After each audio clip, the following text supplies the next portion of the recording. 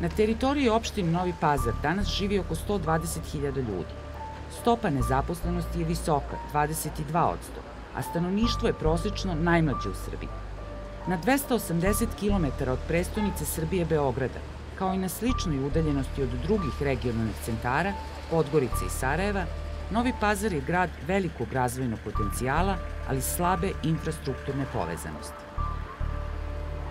Ono što je bitno da je Novi Pazar zaobiđen kompletno. Nema autoputa, nema železnice, nemamo aerodrom i ko će od investitora se odlučiti da dođe u Novi Pazar ako to nema?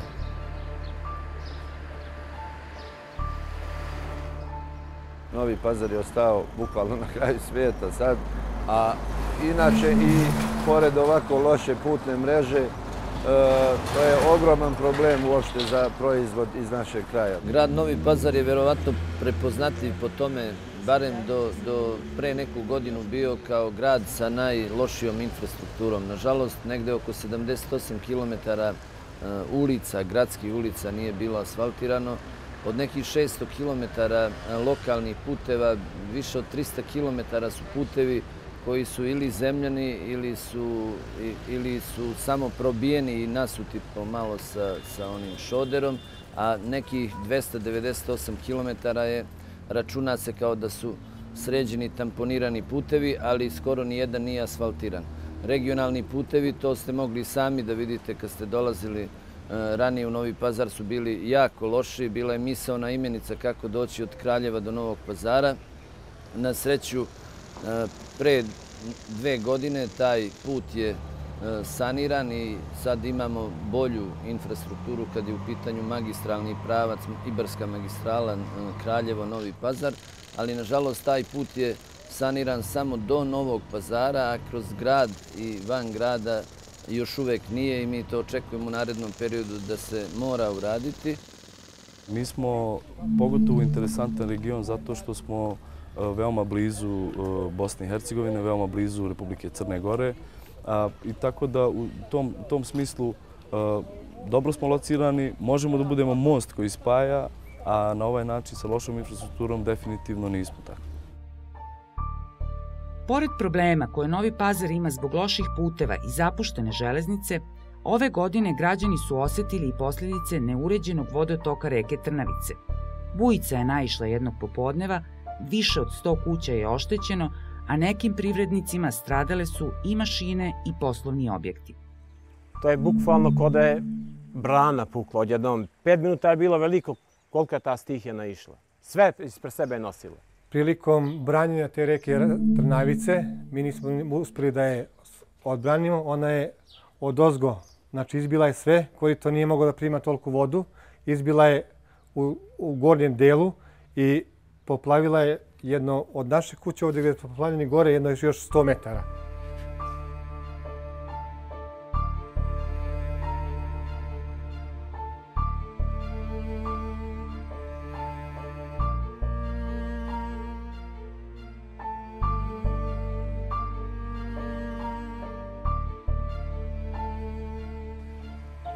Kakvu ste vi štetu pretrpili? Šta se vam... Ja sam mali privrednik, imam proizvodnju pamučnih proizvoda. Imao sam vez mašinu, 15.000 eura sam je platio, to je 2 metra bila u vodi. A kompjuterska vez mašina i materijal i kompjuter za izradu programa i repromaterijal, sve je to bukvalno na 5 minuta otišlo. U kuću ušla voda, stvari, to je... Trebali su nam posle čizme da bi ušli u kuću sobama. Ali se plašite da će ponovo tako nešto da se desi? Mi od 79. godine već ovdje imamo poplavu, to je kuća isto bila plavljena 79. godine, to je bilo do prozora. I od 79. godine nam se obećava to korito. Evo već 2011. godine korita nema.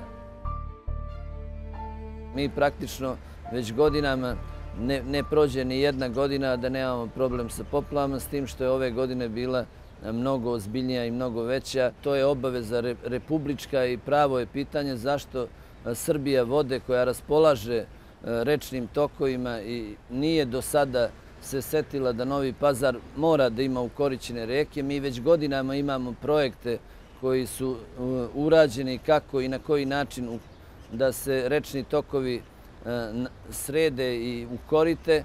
Evo ovo što vidite iza nas, to je reka Raška i dole reka Jošanica. Oni imaju prelepa korita, ali ta korita su nažalost urađena tek posle velike katastrofalne poplave koja se desila 1979. godine, kad je ceo grad bio poplavljen, tek tad se neko setio da treba uraditi korita.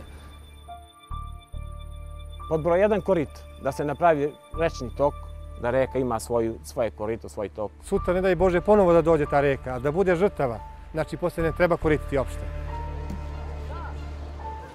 Svima je jasno kako treba da izgleda put za napredak Novog Pazara i koji su preduslovi. Ove godine, kao što ste mogli da čujete, da će autoput Beograd-Južni Jadran proći preko Sandžaka. To je nešto što je mnogo bitno za nas, za budućnost ovog kraja, jer tamo gde postoji autoput može se očekivati i razvoj ekonomije. Druga pozitivna stvar je saradnja s Ministarstvom odbrane. Ministar Šutanovac je najavio da će vojni aerodrom u Lađevcima, koji je u blizini Kraljeva, biti konvertovan i pretvoren u civilni aerodrom, što je takođe mnogo bitno za dovođenje turista, investitora, jer je Kopaonik jako blizu nama i kogod dođe na Kopaonik može da svrati do Novog Pazara. Golija je verovatno najveći potencijal, ekološki jedina čista planina, a Pešter nepresušno bogatstvo za razvoj stočarstva i poljoprivrede. Ja se nadam da ako bismo to obezbedili da mogu ljudi i brže i kvalitetnije da dođu do nas, a mi da možemo kvalitetnije da isporuke robe odavde radimo, to bi apsolutno imalo veliki i ogromni značaj za plasman naših proizvoda.